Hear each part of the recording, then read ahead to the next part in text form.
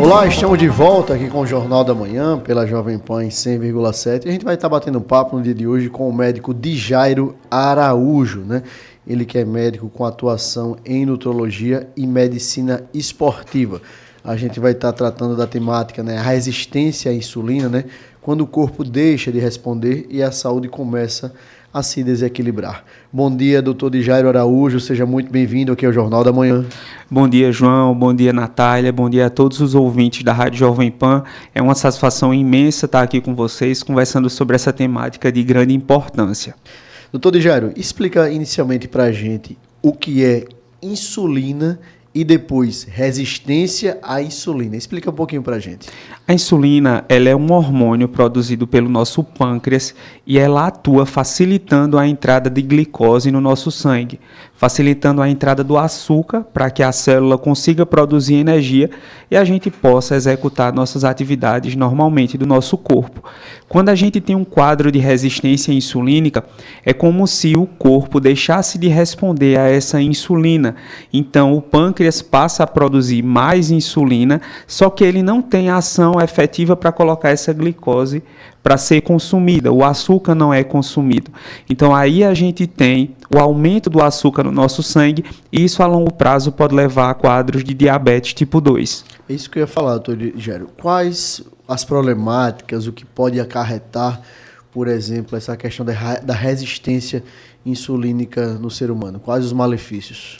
A gente pode ter, como eu te falei, a questão do desenvolvimento do diabetes tipo 2, mas antes do desenvolvimento a gente tem alguns sinais no nosso corpo, que são sinais como a acantose nigricans, que é quando surgem manchas. Não sei se vocês já ouviram falar de pessoas que têm manchas em regiões de dobras, perto do cotovelo, no pescoço, na virilha.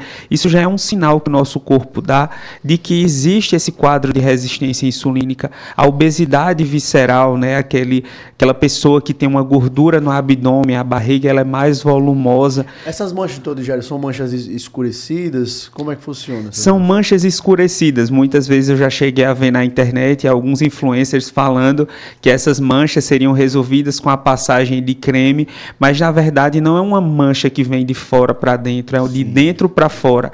E isso precisa ser avaliado por um médico para poder ver se seria um dos sinais dessa resistência insulínica. Ô, doutor Dijairo, tem algumas informações, e aí é bom o senhor desmistificar aqui, o senhor como especialista. Por exemplo, no pescoço, alguns pontinhos de sinais de carne, tal. Tem a ver com a questão da resistência insulínica ou é um mito essa questão?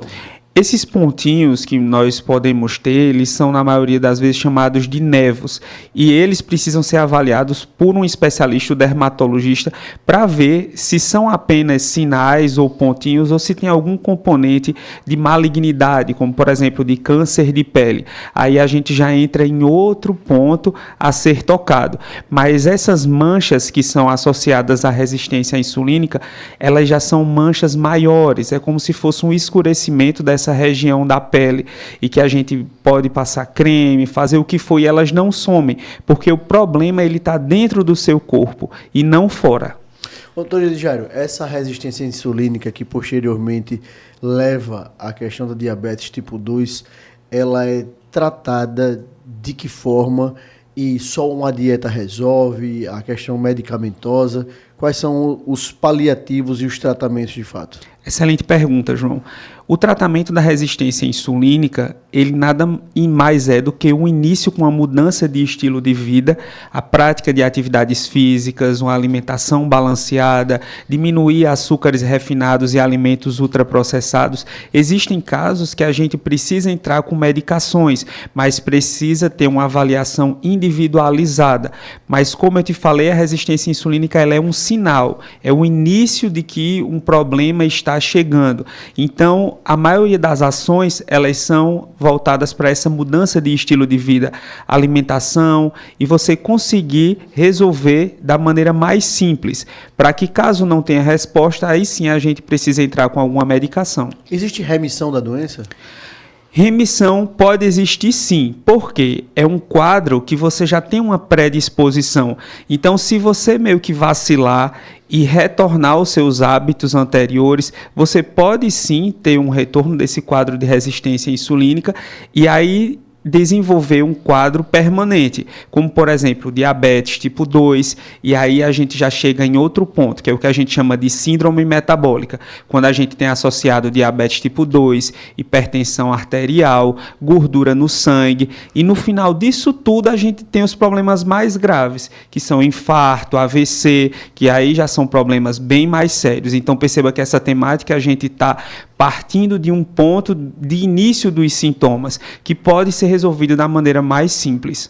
Essa condição, doutor Djairo, ela é considerada silenciosa, né? Assim, muitos pacientes eles só descobrem quando já está assim, no estágio mais avançado. Por que isso acontece com tanta frequência? Porque, como você falou, os sinais iniciais eles são silenciosos, mas a gente percebe quadros de fadiga, indisposição. Acaba confundindo. Isso, né, acaba confundindo. Então, só com a avaliação médica, através de exames laboratoriais, é que você consegue ver se realmente existe uma alteração que precise de uma ação. Então, assim, não é que todo cansaço, toda indisposição e todo quadro de obesidade vai ser associado à resistência à insulina, mas precisa ser avaliado para ver se precisa de uma ação específica para resolver esse quadro. E qual é o sintoma, assim, já que eles acabam confundindo com outras situações, às vezes com ansiedade, com cansaço a mais, qual seria o sintoma que possa chamar mais atenção, que possa deixar o paciente mais em alerta para procurar um médico especialista, para fazer esses exames de forma específica? O sintoma que eu falei para vocês é essa questão da acantose nigricans, que já é um estágio mais avançado, essas manchas que nós passamos a desenvolver em regiões de dobras, pescoço, próximo ao cotovelo, o quadro de cansaço, indisposição, falta de atenção. Então, é um conjunto de sintomas que precisam ser avaliados para que você veja se já está havendo um quadro de resistência insulínica. Existem algumas condições que elas predispõem a esse quadro, como síndrome dos ovários policísticos, os quadros de obesidade, pacientes que fazem uso de corticoides por um longo período. Então, são casos bem específicos que o médico que está acompanhando esses pacientes já tem um panorama e vai avaliar se há necessidade de intervir. Mas para a população em geral, é importante ficar atento nos quadros de obesidade, cansaço, indisposição e essas manchas que eu trouxe para vocês, que são os quadros de acantose nigricans. Ô, doutor Djairo, tem muitas dúvidas sobre a questão da alimentação. Muito se fala hoje em dia que, por exemplo, gordura animal, aquela gordurinha da carne, a manteiga, ela não ofende tanto como, por exemplo, um biscoito recheado, um bolo, enfim, um pão, seja lá, enfim, essa questão de carboidratos, açúcar refinado, o que é que de fato ofende mais, aspas, o organismo? A gente tem que entender que a gente tem 3 alimentos principais na nossa composição alimentar, que seriam proteínas, gorduras e carboidratos. Essa gordurinha da carne, da picanha, ela entra nessa questão das gorduras, mas tudo em excesso faz mal. É claro que a gente não vai estar consumindo gordura, a gordurinha da picanha todos os dias, isso precisa de uma alimentação balanceada. Então, trago para vocês que tudo em excesso faz mal e que os alimentos ultraprocessados, que são esses alimentos industrializados, é que são grandes vilões da nossa dieta. Porque se você for trazer os primórdios da humanidade, os seres humanos, eles sempre se alimentaram de proteínas, alimentos encontrados na natureza. Doutor, já tem até a dieta paleolítica, né? Perfeitamente. Dos homens da caverna, né? Perfeitamente. Que só comem carne. Então existe esse tipo de dieta que é uma das dietas a serem adaptadas para o nosso corpo.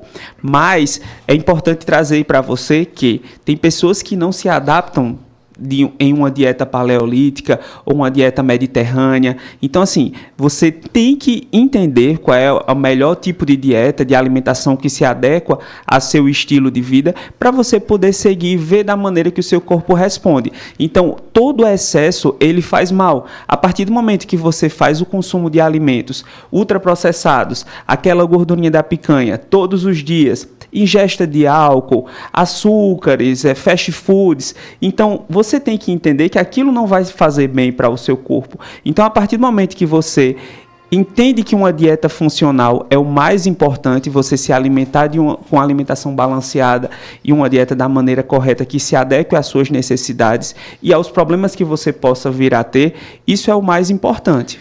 O doutor Digério, a gente recebe algumas perguntas aqui no WhatsApp, né, com a presença do senhor aqui no dia de hoje, e uma dúvida, dizendo, eu tenho resistência insulínica, eu tomo refrigerante zero ou um suco de laranja natural? O que é mais ofensivo, podemos dizer, para quem tem resistência à insulina? Perfeito. A gente tem que entender que, se fosse para a gente dizer que não beba o refrigerante, estaria sendo até hipócrita e dizer que a pessoa faria aquilo da maneira mais correta possível, já que ela já tem o hábito de tomar o refrigerante. Então, assim, se a gente fosse seguir uma escala, refrigerante evita. Se for para escolher entre o refrigerante e o refrigerante zero, vá para o refrigerante zero. Se for entre o refrigerante e o suco, vá para o suco. Mas a gente tem que entender que mesmo o suco, ele tem um componente de açúcar. Muita frutose. Então, assim, o paciente diabético, ele já precisa ter uma restrição. Então, a dieta dele vai ser específica para aquele quadro. Então, existem adaptações que a gente precisa fazer para cada pessoa, para cada paciente. Então, é aí que a gente começa a entender o que é que faz bem, o que é que faz mal para a gente. Você, por exemplo, pode ser que não tenha diabetes. Então, um suco de laranja não vai te fazer tão mal ou vai fazer bem. Mas uma pessoa que é diabética, se ela tomar aquele suco de laranja em determinada hora, ela pode ter um pico glicêmico que possa prejudicar o quadro de saúde dela. Ou seja, uma opção seria o refrigerante zero, doutor, na prática? O refrigerante zero, ele é uma opção, mas quando comparado ao suco, o suco ainda é melhor. Tá? Mas o que era que poderia se evitar? O refrigerante normal, porque o índice glicêmico, a quantidade de açúcar que tem naquele refrigerante, de açúcar, de sal, é muito mais alta. Então, se a gente fosse trazer essa escala, o refrigerante estaria em último, o refrigerante zero seria uma boa opção, o suco da fruta, ele sem adição de açúcar, seria uma excelente opção. Então, a gente traria essas escolhas como a verdadeira maneira da gente contornar esses problemas. Natália Barros, muitas curiosidades. Muita informação, importantíssimo. O João querendo saber se ele fica no suco ou se ele fica no refrigerante Fique no zero, suco, percebeu? João. Mas é melhor o suco, João. Ninguém vai convencer, você não vai convencer ninguém de que é para usar o refrigerante no lugar do suco, entendeu? Doutor Digério Araújo, quero agradecer demais a sua participação aqui no Jornal da Manhã. Que a gente é sempre importante, né? Tratar de saúde, é um tema caríssimo para a nossa sociedade, tratar de bons hábitos, tratar de boa alimentação, enfim, é o que todos nós precisamos para o nosso dia a dia, para o nosso cotidiano, para viver em bem-estar. Doutor Digério, quero deixar um espaço para as suas considerações finais. Muito obrigado, João. Muito obrigado, Natália. Um excelente dia a todos os ouvintes da Jovem Pan. E quem quiser saber maiores informações sobre conteúdos em saúde, basta seguir o meu perfil nas redes sociais, no Instagram, @Dr. Digério. Muito obrigado. Repete aí, doutor Digério, Dr. Digério, DRDJAIRO. Então tá lá, doutor Digério, DJAIRO. Segue lá no Instagram, doutor Digério, para melhores e maiores dicas. Natália Barros, quero agradecer demais a sua presença aqui no Jornal da Manhã. Nosso querido Bitoca, o Damião Santos sempre na técnica, o Mailson Franklin sempre direto das ruas de Maceió com o Geraldo Salgueiro, o Robson Florentino e a Regina Leão nas redes sociais. Muito obrigado a todos vocês e até amanhã, até terça-feira, se Deus quiser. Tchau, tchau, ouvinte. Amanhã a gente se encontra.